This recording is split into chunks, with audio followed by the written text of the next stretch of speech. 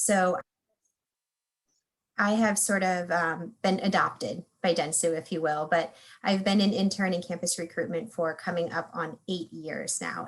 Next month will be my 8-year anniversary. I live in Northern Virginia, Alexandria, Virginia, with my husband. I have a 10-month-old daughter and a rescue dog. My quarantine hobby was taking care of a newborn. She was a really great distraction. Definitely kept us busy. We weren't missing out on, going out or, missing any big events because we were home with a newborn anyway. But now that we can all sort of get out and about a little bit more, some of our favorite things to do now is see family and friends. We just had our daughter's grandparents in last weekend. We're taking road trips. We went to Nantucket. We're going to the Outer Banks at the end of July. So just excited to start to see people again and be able to travel a little bit more. Great, thanks, Donna. So about Densu. So this can be a little confusing, but this really simplifies it. So Densu is basically made up of 3 service lines, what we call service lines. CXM stands for Customer Experience Management, and that's really like our tech and analytics service line, represented entirely by Merkle. So that's where I came in. So Merkle runs our whole CXM business. Then we have a creative service line that's represented by Dentsu, McGarry Bowen, and Isobar. These are like our designers, our creatives, our brand strategists.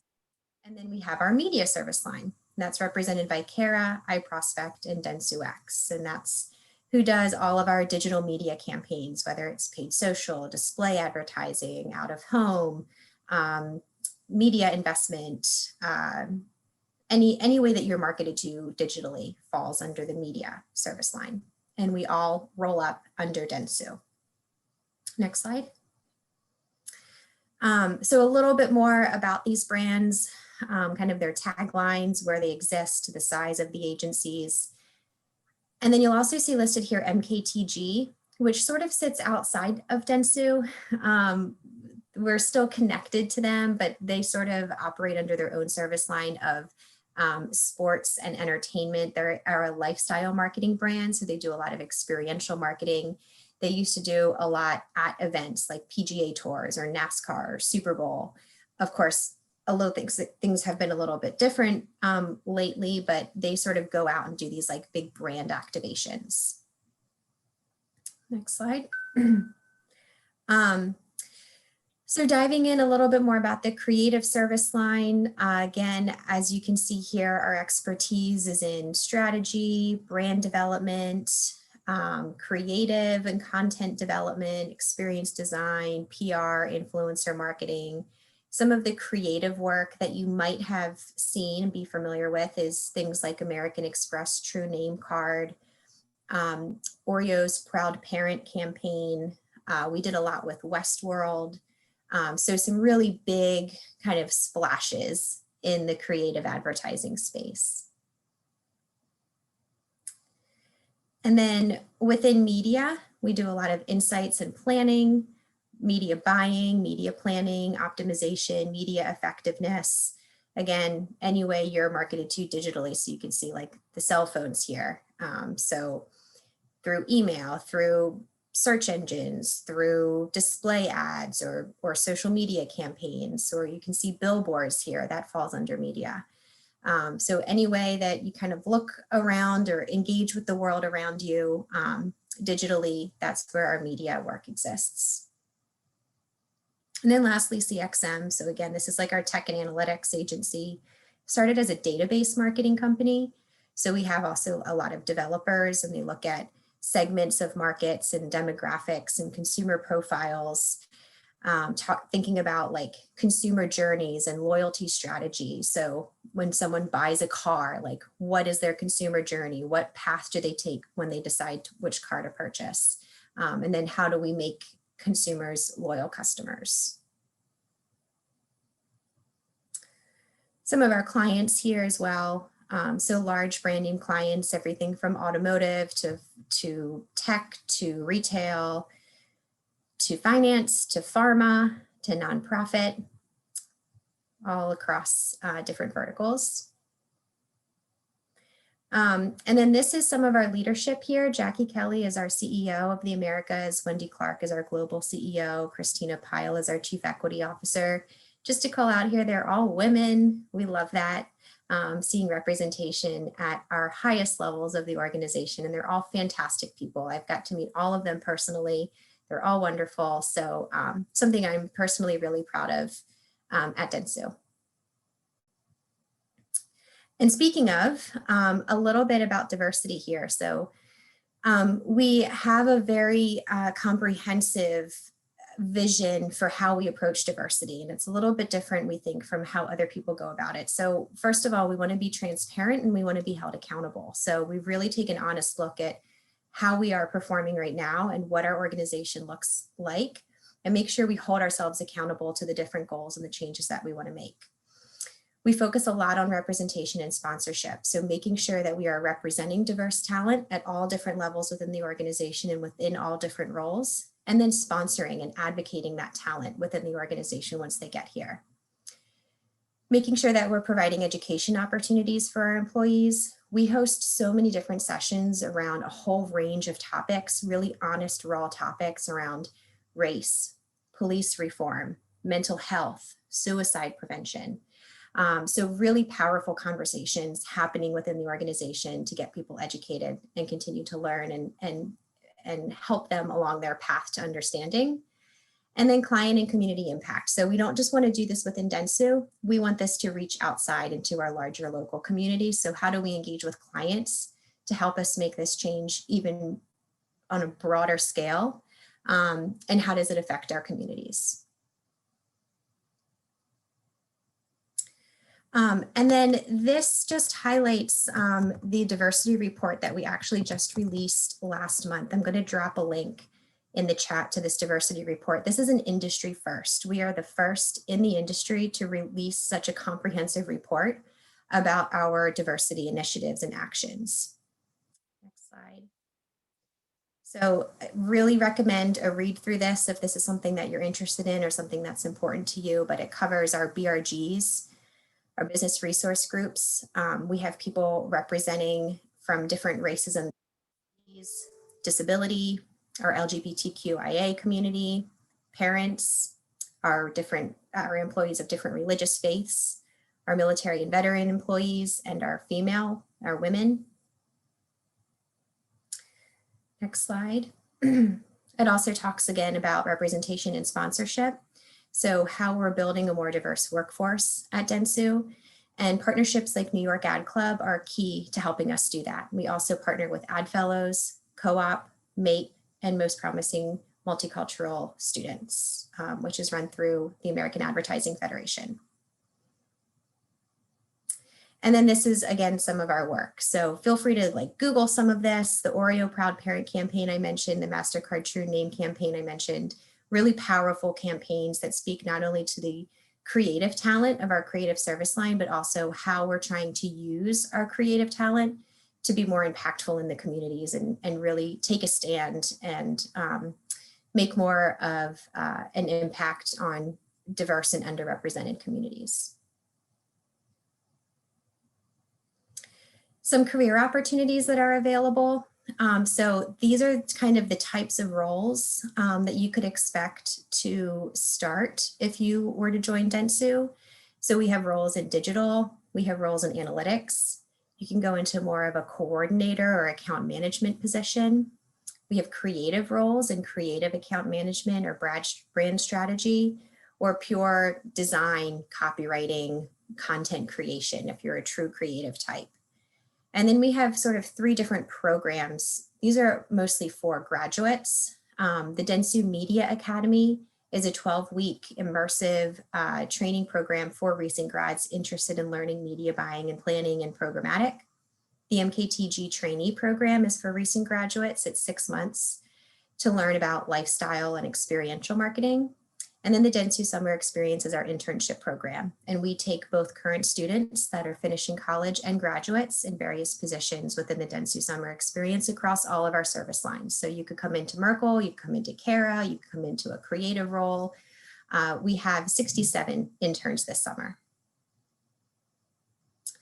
And then last but not least, if you are interested in staying in touch with us, if any of this resonated with you, or we can help at all in your job search or your internship search, we would love for you to join our talent community. So in this virtual world, again, this is how we are engaging with students like yourself that we meet at events. We can't swap resumes or business cards in person. So if you join our talent community, this is how we can stay in touch and share job opportunities with you. I wish this was like a QR code. QR codes have really made a comeback. It would be a great use here, but don't have that in place right now. I dropped the link again in the chat, so feel free to join. We would love to have you as part of our community. And I will stay on through the entirety of this call up until the end. So if you have any questions for me, feel free to reach out. And Aisha, feel free to share my contact information as well with the group if anybody has any follow-up questions. But for now, I'm going to pass it over to Donna, who has some really great content to share with you about a client that she worked on. So I hope you enjoy, and thank you again. Hi, everybody. Good morning. If you're all on the East Coast, I'm not sure, but good morning or good afternoon, wherever you are. I'm Donna Dei-Baning, and as Maya mentioned, I'm a director on the Audience and Insights team at Densu, and was also a part of, and it feels so weird saying it in past tense now, but was a part of the most recent cohort of Ad Club fellows. So I hope to see some of you women in that fellowship in like 5-10 years, because I'm sure you're all amazing. So a little bit about myself, and I have two screens up, so I'm going to be like going back and forth, and I'm trying to see your faces and also trying to see the chat. I'm doing a lot over here, but I've been at Densu for a little over 2 years. And in a past life, I worked at 360i, which is also under Densu, but at the time that I worked there, which now is maybe like 9-10 years ago, it's just crazy to say, it was not a part of the network, but I was doing more like social media content, creative work at 360i in a past life, and doing more like human insights, learning about audiences, audience strategy, that kind of stuff now. I've also worked in entertainment, and in between that, worked in education. So I've done a little bit of a lot of things. I love music, I love dancing, I love baking, I make pretty great cheesecake, and I love travel. When I'm not working, I like trying out new restaurants. I love watching The Voice. It's one of my favorite shows. I also love journaling, catching up on Instagram and TikTok trends, or like doing deep meditations as well.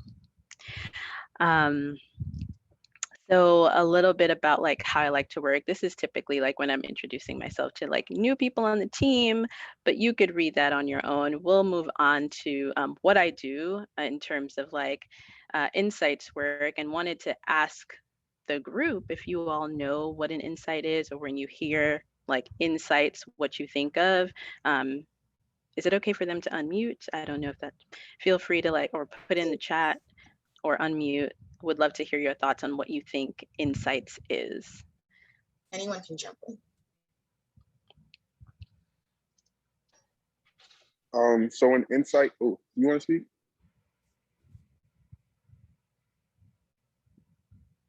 Sorry, what was that? Oh, sorry, somebody popped up on the screen, so I thought they were going to speak. So what I used to understand an insight as was just numbers and analytics when it came to how well content was doing. So, but I believe now that an insight is data, but how you interpret it and the knowledge you get from it. So it could say that people like video content, but it could go deeper and explain as to why they like that content. Mm-hmm. That's good. Anybody else?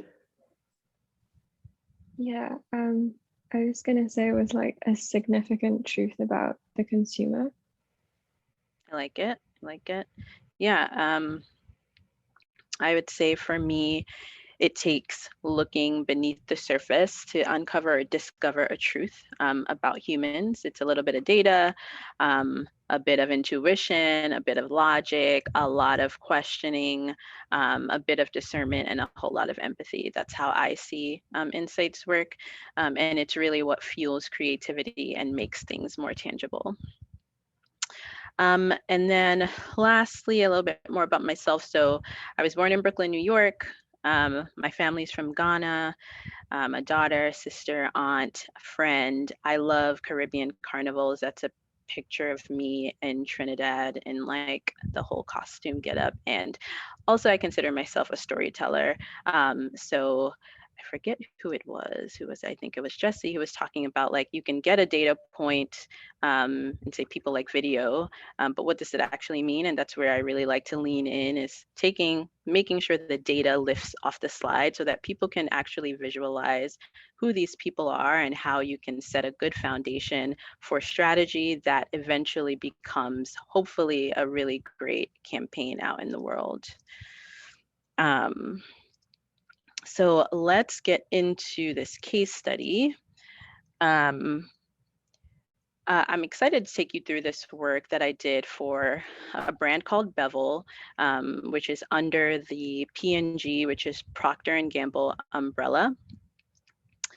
And if you're not familiar with Bevel, it's a personal care brand that was founded by a Black man named Tristan Walker in 2013, and it was then acquired by P&G in 2018.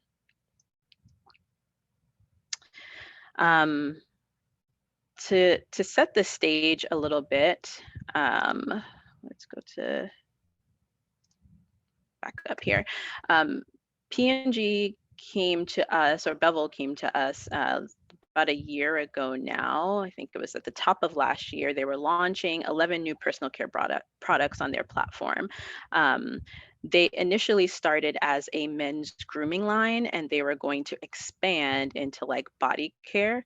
And these products were going to be available at your major retailers like your Targets, your Amazon, CVS, etc. And so they really wanted to have success with this rollout, and that was going to be really, really critical to the long-term growth of the brand.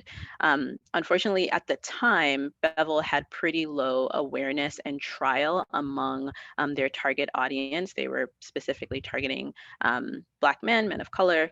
And so we needed to develop a breakthrough media plan that would ensure a lot of exposure for them and impact once they launched these products. So a little bit of a snapshot of their brief. If I could call anything out here, I do want to read out their beliefs. They say they prioritize the needs of Black consumers first. They believe in consumer centricity, requires a problem solution approach. They're uncompromising on design, product, efficacy, and content. They're a cultural institution that transcends race and nationality, and they're a generational brand deeply connected to the trials and successes of those that have come before them and those that will follow. Pretty deep stuff. And then the problem. So Bevel started with the goal of reducing like razor bumps and irritation, especially for Black men. And right now they wanted to address the problem that the consumer is unable to find personal care products that are tailored to him that provide the results that he needs. Again, him in this context being Black men. For people of color and especially Black men, we know that when it comes to grooming, it's really tricky to find personal care products that work with their skin because we deal with a lot more like hyperpigmentation, etc.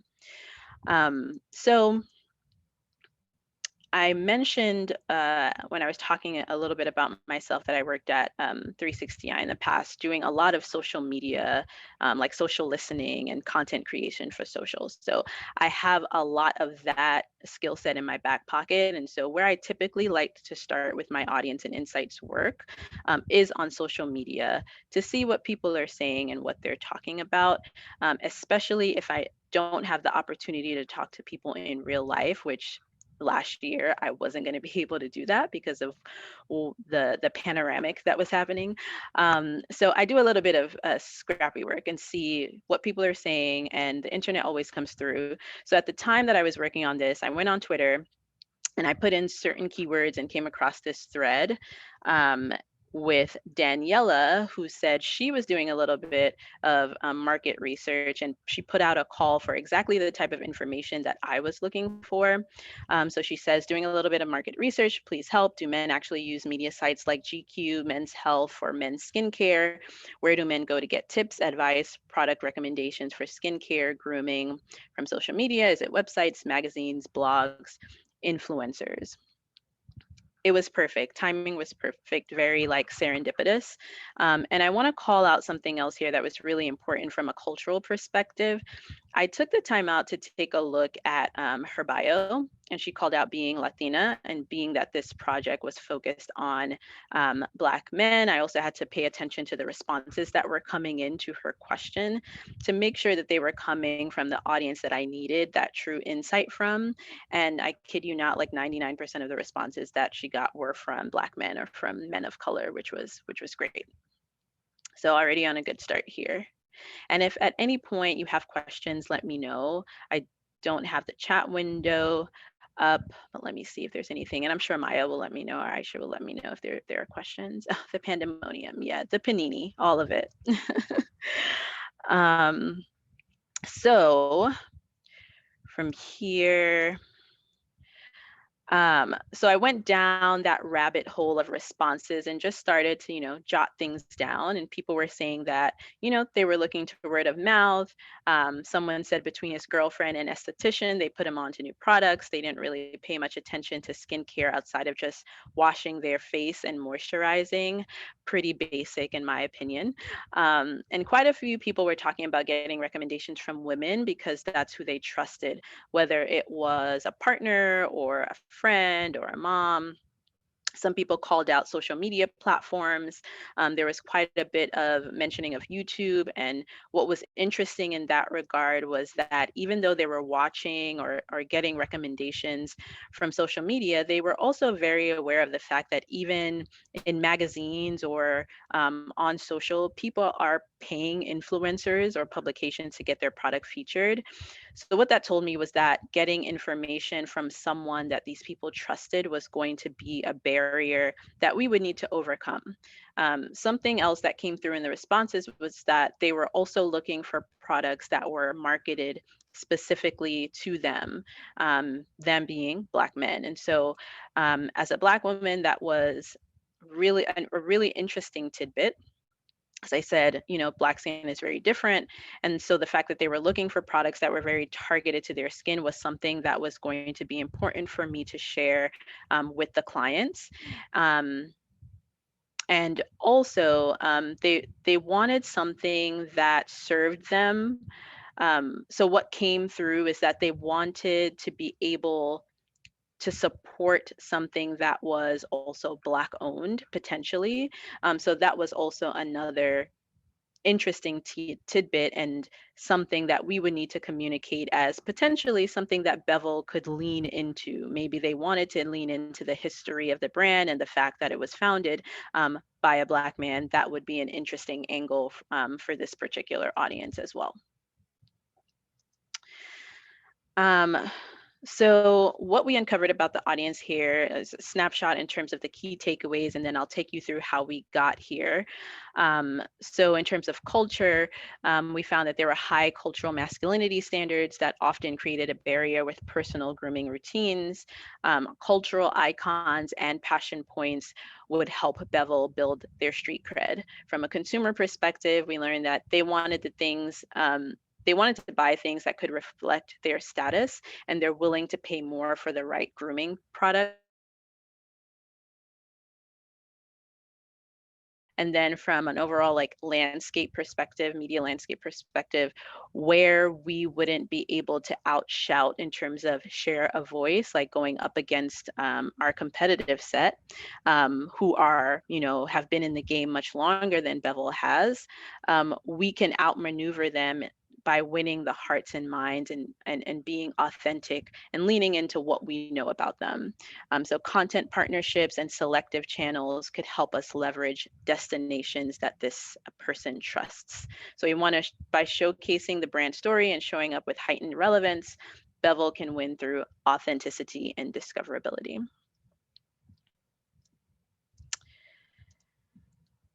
So let's dig into the audience work. We were briefed on an audience of Black men, period. And when we started to look at the data at Densu, we have a proprietary data platform called M1. We learned that this audience is more likely to be Gen Z, more likely to be single, non-affluent, affluent meaning, a high household income, and that half of the audience is age 25 to 54. But honestly, this audience was way too broad for us to work with. A tidbit, if any of you decide to go into like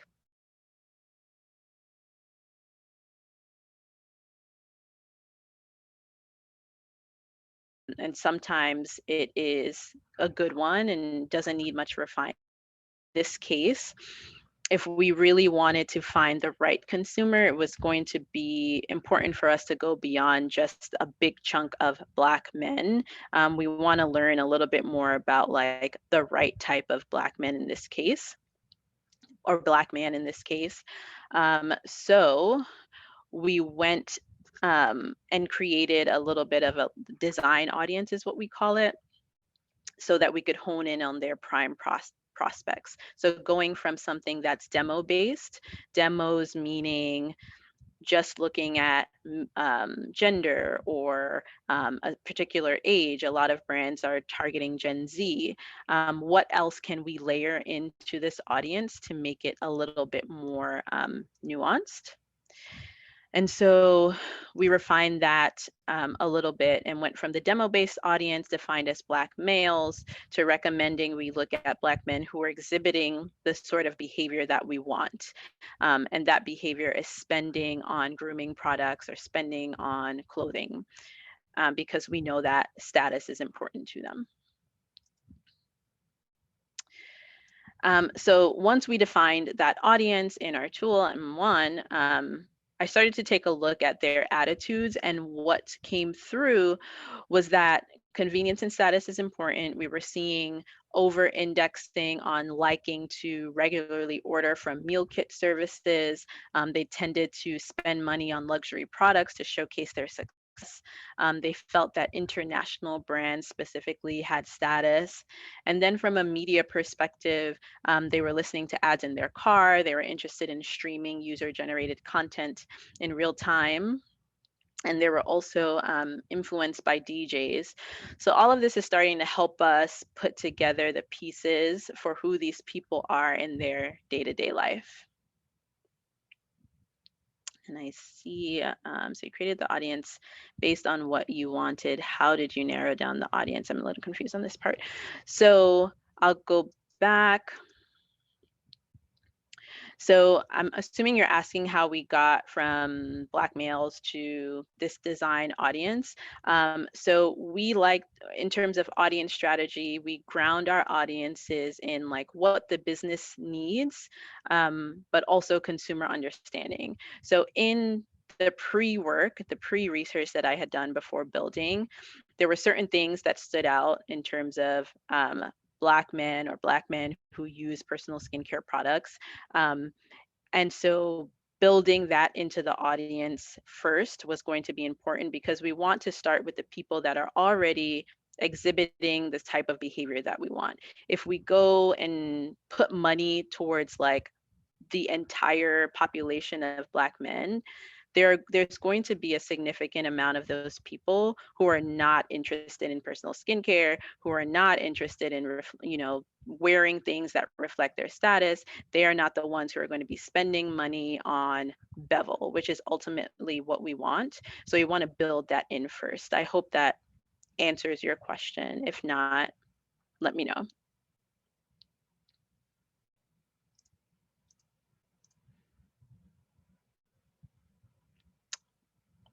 Okay, so I'm going to move on.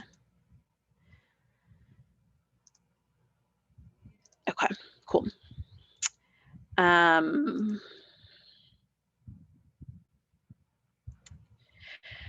So in terms of interests and passions, what came through here in the data were their values and the idea that they want to be able to enjoy their life. In terms of topics that they're interested in, it runs the gamut, but for sure we're seeing sports, we're seeing technology, we're seeing celebrity news stand out, and they also show up as being, very heavy sports fans, which wasn't a surprise. And then when we looked at what they were spending money on, they definitely had an affinity for technology and food, and that really showed their desire for exploration and attainable luxury. So they're more likely, for example, to be dining out at various types of restaurants, and they're also spending their money on tech. If you remember in the demo slide, I called out that most of this audience was not affluent. The Black men audience, when we looked at M1, they're not affluent, but yet they're spending money on quote unquote expensive things. So that further kind of dives into the idea of they want things that are going to make them look good and reflect like a certain level of status, like tech, like eating out at fancy restaurants. And when it comes to the brands that he likes, he wants to show his status. Again, this is something that came through in the data in terms of this audience's values. And so brands that are typically associated with luxury are what's most appealing to him. Again, I want to remind you that in the earlier slide, I was saying the household income for Black men and the data was showing that this particular group was not affluent. When you couple that with the sorts of brands that are of interest, these luxury brands, they want to be seen as having status. And one of the ways in which they do that is by having like physical or tangible things that other people can see and associate with having that elevated status in society. So just an example of how we can take just data points and really start to piece together, okay, what is important to this person? They're not literally saying, I'm buying this so I can look good, but you're looking at income, you're looking at the things that they're spending on, you're looking at the brands that are popping in the data. You can do a little bit more research on the back end to further confirm that, but that's kind of how we start to piece together, okay, this is the profile of who this person could be and how we might want to speak to them. And then we look at, we have something called Schwartz values in our data. And when we look at his values, it shows that he wants to get the most out of life. So we're seeing power as a value, hedonism as a value, and stimulation. So power being money, status, and expensive things, hedonism being wanting to enjoy life, treat themselves, splurge a little bit, and stimulation being adventure, taking risks, and having an exciting life. Now, don't know how many of you know this guy on the right here, if any of you are fans of the show Power, but this is Omari Hardwick, who plays James St. Patrick, aka Ghost. And I really started to see a lot of parallels between his character and the people that I was talking about, in a sense of what you see on the outside wasn't necessarily what was going on the inside. And for those of you who are familiar with the show probably know what I'm talking about. To his associates, to his colleagues, he was very clean cut. He's a smart businessman who was involved in his community, but behind closed doors, let's just say he was into some shady dealings. But in all seriousness, it really made me think about Black men's place in society. And whenever I do this audience work, it's really important for me to think about these people holistically. And so for me, it's not just about the role of your brand or the role of Bevel in these people's lives, but I want to understand the cultural context in which these people live today, right? So what are some of the intrinsic and extrinsic factors that are affecting how they show up in the world? And as a Black woman, it's also very important for me to really humanize this group of people, this group of Black men, because I know all too well that a lot of times they're not seen as human, and that's really what started to spur some of the additional research that I did, and where this project kind of took a little bit of a turn for the better.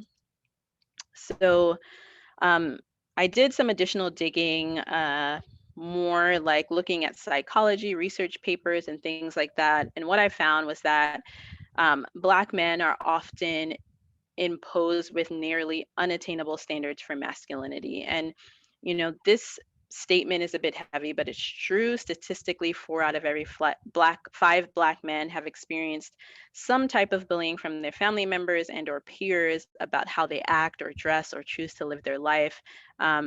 This was stated by a psychologist. And the more I read, the more I came across more of the same. Another article states, Black males don't cry. I played the part of a tough, non-emotional Black male. I couldn't show any type of vulnerable emotion, and I definitely couldn't cry. And then another headline reads, it's like we're seen as animals, Black men on their vulnerability and resilience. American Black men have historically been depicted as violent, and the racist fear that has resulted means they are actually constantly at risk and deeply fragile.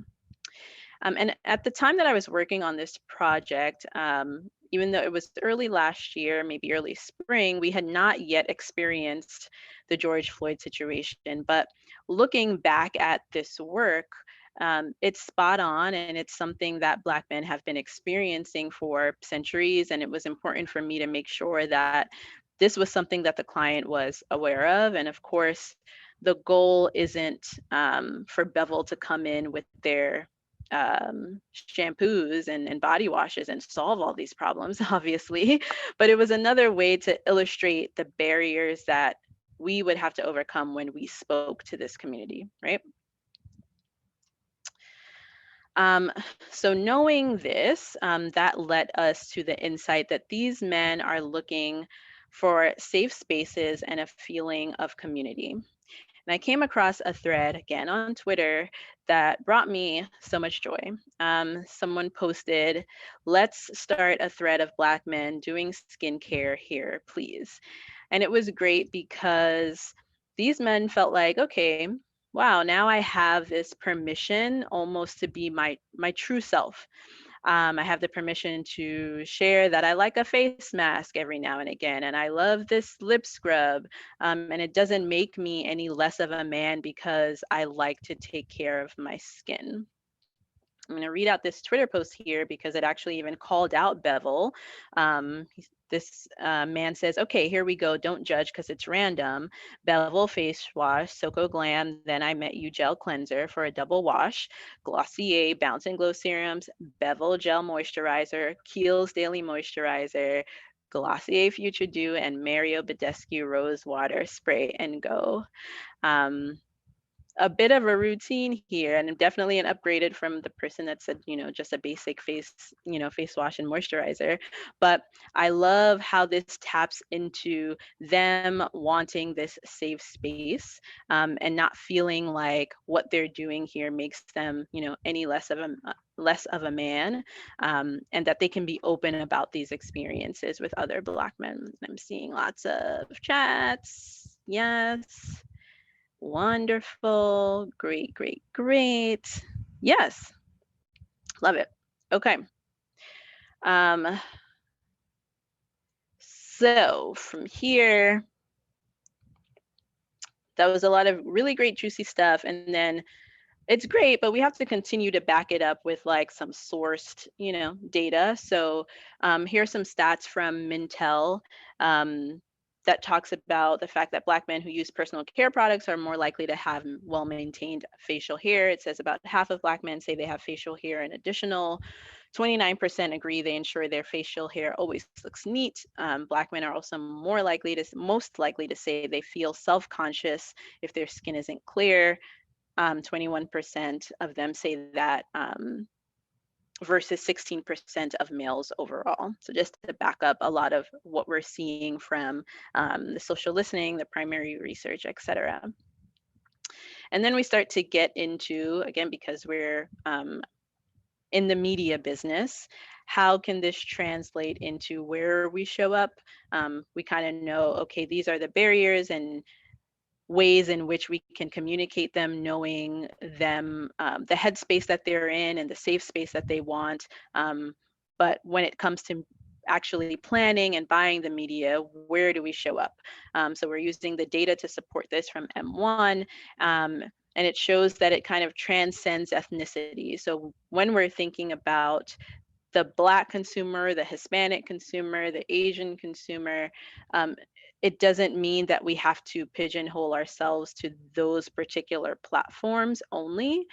So we do see a publication like Essence pop up, but we also see that they're interested in tech and are reading Mashable and TechCrunch and CNET. They're interested in sports and health. We see Sports Illustrated, Men's Health, Men's Journal, and we know that they're interested in looking good. And we see GQ popping as well. So some options for partnerships. And then how are they staying connected through the day? A bit of a consumer journey, if you will, looking at the data and seeing what sorts of channels they're using at different points in the day. And that'll help us figure out what sorts of partners we might want to partner with, whether it's Spotify, Amazon, Instagram, YouTube, gaming, things like that. And then a double click into that again for media consumption, looking at where they're heaviest online. Particularly, we're seeing gaming, online video, and online publishing content. So, you know, magazines and such, and just showing the data to support that. So this brings me to the end of the audience work. This case study was kind of shepherded throughout the network on many occasions. And I think a lot of it has to do with a few of the things that I'm going to talk you through right now. One is that the way that I approached it was that I stepped out of typical M1 data. And again, M1 is Densu's proprietary research platform that has a lot of attributes that help you learn more about people.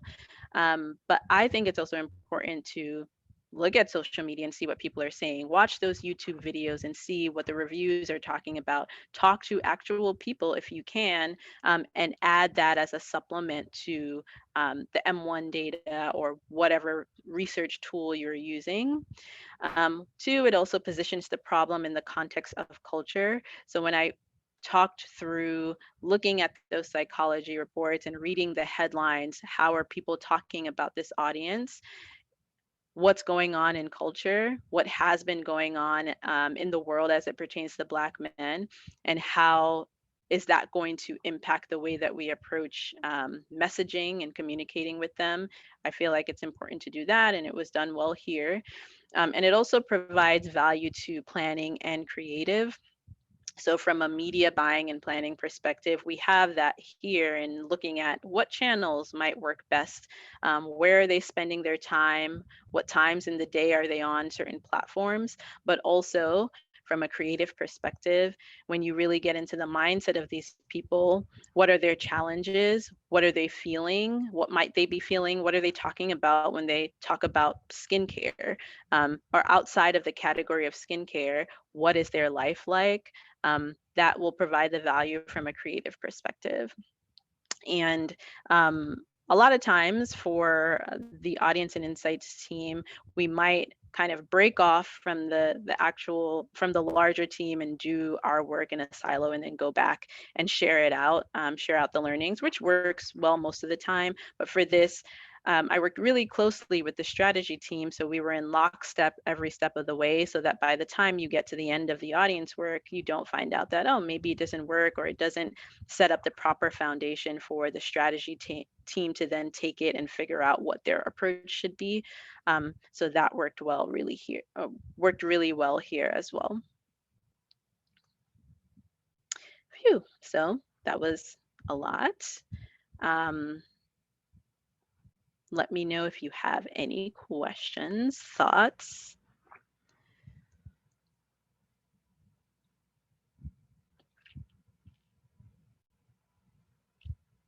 I'm going to look in the comments.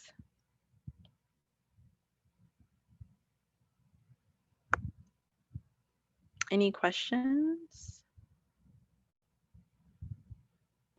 I have a question. So you said that you participated in social listening. What did you find to be the best platform to do so? Was it just M1? And So are you talking about a social listening like tool? Yes, and also you talked about how you went past the research and kind of did more into searching and understanding Black men. So what are the other tools and other platforms you use to get this research? Yes, so everything that I shared, so M1 is our proprietary tool that has a lot of things about attitudes and behaviors and psychographics and all the values that I showed, all the brands that they're interested in as well. Outside of that, it was the psychology papers. It was what are people talking about in the news? What are the headlines saying about this audience? It's talking to my own circle of friends and family who are Black men about how they feel about skincare. What are they talking about in the barbershops? What products are they using in the barbershops? Do they care about personal like full-on body care versus like keeping their beard in check, things like that. And then social media, looking at YouTube, looking at Twitter primarily because I really like those real-time conversations and happened to come across that thread that a lot of people were responding to, and helped to really guide how I was going to build out the audience. That was super detailed. Thank you so much for that answer. No problem. We've got a question in the chat from Catalina Delgado. She said, you said a lot of times minority groups are dehumanized in the ad industry. How do you push through this during the creative process?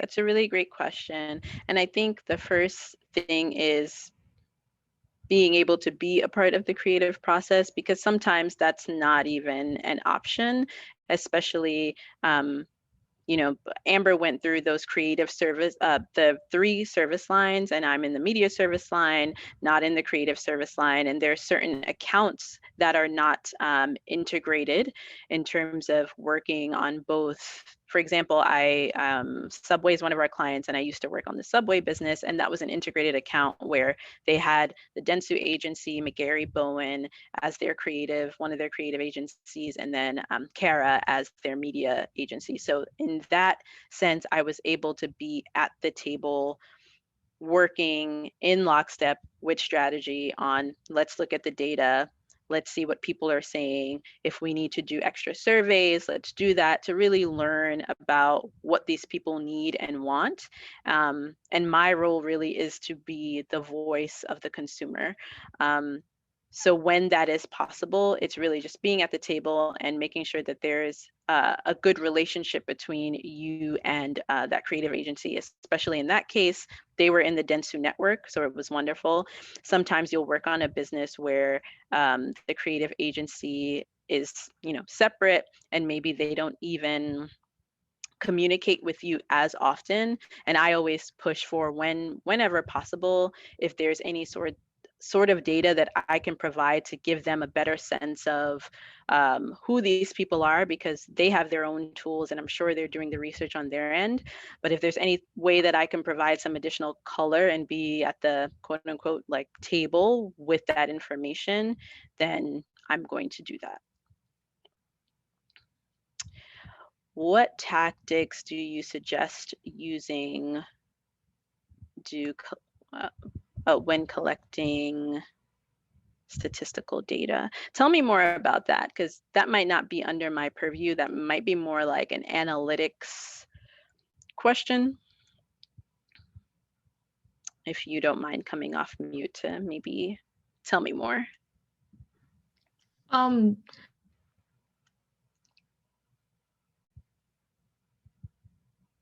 Did I cut out? Oh, she may have cut out. Okay, we can come back to that when she gets back. But I'll say I don't do a lot of stat work in my role, but we do have a team that does that.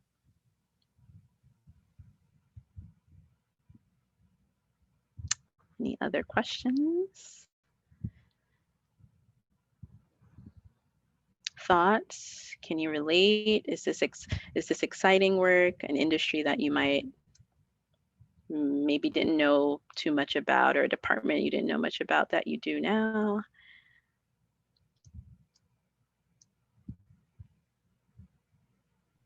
Was this super boring? I'd love to hear some responses. I can start calling on people if that's helpful. Favorite part of my job? I think it's moments like this where I get to work on something that is like close to me, because that's not always the case. It's like you work on what you work on. But I appreciated the fact that I wasn't working on the P&G account, but I had a really close relationship with the strategist on that business, and he pulled me in, one, because he straight up was like, I could do an okay job at working on this audience as a white British man. And not to say that like you, Donna, know everything about Black men, but I'm going to go out on a limb and say you probably know more than I do, number one.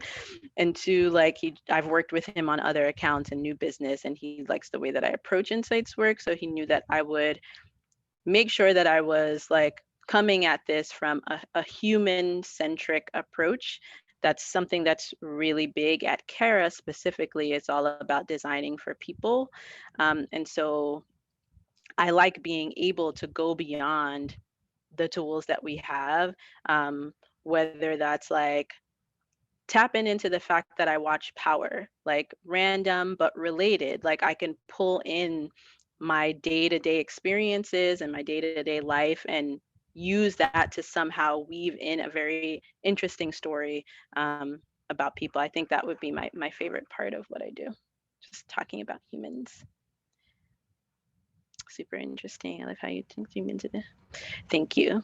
Thank you both. There's another question Charlotte asked. She asked, how did you kind of figure out that this is what you wanted to do? What was your journey like? That's a great question, Charlotte. What was my path? Okay, I'll go through my career journey from the beginning. I didn't know I even wanted to be in media. Let's see, in undergrad, I went to Dartmouth College in New Hampshire, and I majored in linguistics and English, and you could pretty much do anything with that. I started out in entertainment as a writer, covering events, doing like artist profiles and things like that. And then through there also started to manage social media profiles for artists. So that's kind of how I got my toe into social media, like content creation, was when I was working in entertainment. And then my first-ish agency job was at 360i, doing similar work for brands. And then I had what I call not a midlife crisis, but an early 20s life crisis, where I was like, I want to be like doing good in the world. And that's how I ended up in education, doing marketing and communications for a nonprofit connected to CUNY, if any of you are from New York, City University of New York, as well as the New York City Department of Education, working with students, etc. I went to grad school, and in grad school is really where I really kind of carved out that passion of mine for like learning about humans, consumer behavior, persuasion, things like that. And I was like, okay, I'm going to take a turn and do that like full on, pivot from doing it a little bit in all of my roles to doing that like as 100% of what I do on a day-to-day basis. So then I worked at the New York Times doing insights work in advertising, and then joined Carat almost 2.5 years ago, continuing on that same path of like insights work, but expanding from only quantitative research work to quantitative and qualitative work as well. So that's been my path. But grad school was really what, like, I always knew I had an interest in it, but it solidified that, okay, you should do this for real, for real. Also, GH Connection. Hey.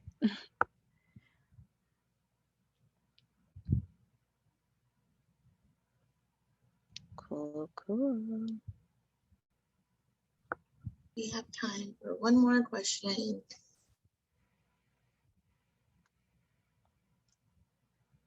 And if no one has a question, that is totally fine. Just thank you again to Donna Dei-Baning and Amber Hanson-Rumbaugh for joining us today in sharing their insights into Densu and the umbrella companies that live under it.